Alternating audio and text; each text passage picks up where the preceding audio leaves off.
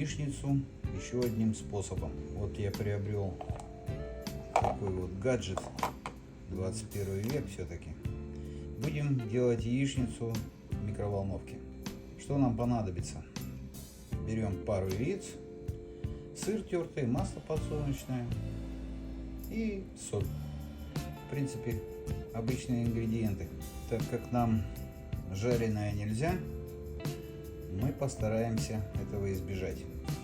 Итак, капаем немножко масла, разбиваем яйца, подсаливаем и двигаемся дальше.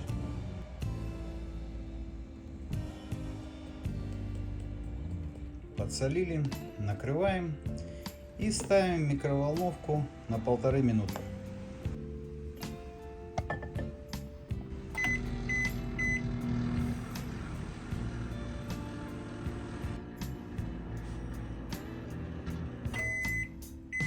Готово. Смотрим, что у нас получилось. Вот такая вот яичница. Посыпаем сыром.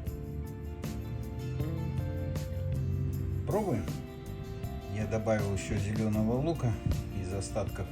Как видите, друзья, ничего сложного, минимум движений, никакой жарки.